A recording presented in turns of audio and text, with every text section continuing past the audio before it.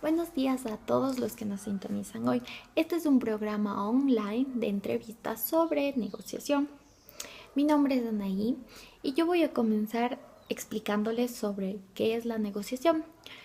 La negociación es un proceso de dos partes donde existen dos diferentes posiciones. Es muy importante recalcar que a veces las dos partes no se encuentran de acuerdo, es por eso que siempre existe la necesidad de tener un negociador. No tenemos que olvidar que los negociadores son personas. Eso quiere decir que tienen emociones, tienen puntos de vista, tienen creencias eh, e incluso pueden dar su opinión si está bien o si está mal. En este proceso de negociación tenemos que tener en cuenta que existen puntos buenos y puntos malos. Eso quiere decir que muchas de las veces este proceso puede ser de gran ayuda o puede ser de mala. Sin embargo, en los puntos buenos tenemos que tener en cuenta que se puede producir un compromiso psicológico que tenga un resultado satisfactorio, también que con este proceso se adquiera más confianza y también que exista un respeto mutuo y que el proceso de negociación sea más fácil. Por otra parte, si el proceso es malo, las personas pueden enojarse, pueden frustrarse y las personas solo pueden escuchar lo que ellos quieren escuchar y no lo que en verdad es. Es por eso que este proceso tiene que ser tratado por el negociador desde un punto de sensibilidad para que ambas partes no entren en conflicto. También existen los dos tipos de intereses, que puede ser en sustancia y en relación. Es importante porque al negociador siempre le interesa su relación con las partes. Las negociaciones deben caracterizarse de manera que ayude a solucionar el problema y no a obstaculizarse. Sin embargo, si es que se presentan algunos tipos de problemas como, poniendo un ejemplo, problemas psicológicos, se tiene que tratar con técnicas psicológicas, es decir, se tiene que topar los temas de la percepción, la emoción y la comunicación. También hay que tener en cuenta que, si bien es cierto, los problemas de los demás existen, pero también existe el problema del negociador. Es decir, si el negociador se siente frustrado, ambas partes también tienen que hacer conciencia de que eso no está bien y ayudarle en el proceso de negociación. A continuación vamos a escuchar a Andrés, Estefanía, Shirley y Daniela, que nos van a comentar más sobre el proceso de negociación. Buenos días, Ani. Aquí Andrés reportando y el tema que vamos a hablar hoy es sobre cómo separar a las personas del problema en un proceso de negociación. Y yo me voy a enfocar en dos puntos importantes, que son las emociones y la comunicación. En primera instancia, las emociones influyen muchas veces dentro de cualquier proceso de negociación en distintas situaciones. ¿Por qué? Porque una de las partes negociantes va a sentirse amenazada o va a sentirse temerosa dentro de un proceso de negociación y va a tender a expresar sus posturas, sus intereses a través de sus emociones o sus sentimientos. Y a su vez la otra parte negociante va a responder de una manera similar. ¿Qué podemos hacer nosotros para mejorar esta situación? Primero, es importante dentro de las estrategias saber que las dos partes negociantes necesitan expresarlo directamente una con la otra. Necesitan hacer implícitas dichas emociones y legitimarlas. ¿Esto qué quiere decir? Aceptarlas mutuamente y saber cómo ellas impulsan el rumbo de la discusión. Esto también es favorable para cualquiera de las partes negociantes porque al conocer las posturas, los sentimientos y emociones de la parte negociante, la primera parte en cuestión va a dirigir el rumbo de la discusión en sí y ver la situación más a su favor. Como segundo punto tenemos la comunicación. La comunicación es sumamente importante en este proceso. ¿Por qué? Porque sin comunicación no se puede dar un proceso de negociación. Lo que no se comunica no existe. Y dentro de esto yo identifico tres problemas. El primer problema es que muchas veces las negociaciones se dirigen netamente hacia el público objetivo o a este tercer grupo de interés que son los electores. entonces las partes negociantes expresamente no dicen lo que necesitan o lo que requieren para en sí concretar el proceso de negociación, lo cual nos hace recaer en un absurdo. El segundo problema es que muchas veces por disposición personal o por distintos intereses las partes negociantes no escuchan bien o no logran hacer entender a la otra sus posturas y sus intereses. Y finalmente, el tercer problema que existe dentro de la comunicación es los malentendidos. Esto tiende a verse reflejado en lo que son problemas con lenguaje o con traducciones, y muchas veces esto también resulta en un problema de comunicación. ¿Qué podemos hacer para solucionar esto? Es que las dos partes negociantes deben escuchar sumamente bien, con claridad, las posturas y los intereses de la otra. Deben cuestionar y deben hacerse preguntas para que los puntos que no quedaron claros se puedan absolver de una manera mucho más explícita y mucho más clara.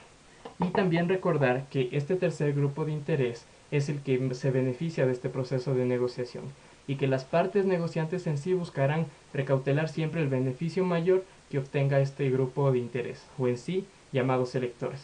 Eso, Ani, muchas gracias. Buenos días, Dani. Me gustaría empezar mencionando cuán importante es saber diferenciar los intereses de las posiciones al momento de negociar. El problema básico en una negociación no es el conflicto entre posiciones, sino el conflicto entre las necesidades, los deseos, las preocupaciones y los temores de las partes. Generalmente se cree que en una negociación la meta es ponerse de acuerdo sobre una posición, por ende las partes tienden a pensar, hablar y a negociar en base a dichas posiciones. Al hacerlo, con frecuencia llegan a un callejón sin salida. Es necesario comprender que los intereses son los que motivan a las personas. La posición es algo que el individuo decidió. Sin embargo, lo que lo impulsó a decidir fueron sus intereses. La conciliación de los intereses y no de las posiciones es efectiva porque tras las posiciones opuestas hay muchos otros intereses, además de los que pueden oponerse. Por lo general tenemos la inclinación a suponer que porque las posiciones de la otra parte se oponen a las nuestras, sus intereses también lo hacen. Sin embargo, hay también intereses compartidos y compatibles. La negociación basada en posiciones, yo quiero algo, es menos eficaz que si se realiza basándose en intereses, ¿por qué lo quiero? Un claro ejemplo de esto es mencionado por Fisher en su libro Sí, de acuerdo, cómo negociar sin ceder. En este ejemplo encontramos a dos hombres en una biblioteca con posiciones opuestas, abrir o cerrar una ventana. Los intereses detrás de estas posiciones son que entre aire fresco al abrirla o que no haya corriente al mantenerla cerrada. Buenos días, mi nombre es Shirley González. Sobre yo lo que les voy a hablar es sobre concéntrese en los intereses y no en las posiciones. Nos dice que en el mundo encontramos diversos conflictos de posiciones entre las partes y al final ponerse de un acuerdo sobre una posición entre ambos negociadores. También nos dice que podemos mencionar los intereses que definen el problema. Dice que el problema básico de una negociación no es el conflicto entre posiciones, sino el conflicto entre las necesidades, deseos, preocupaciones y temores de las partes, también denominados como intereses comunes o colectivos. También nos dice que tras las posiciones opuestas hay intereses compartidos y compatibles. También nos habla que la distinción entre sus intereses y sus posiciones hizo posible el logro de una solución.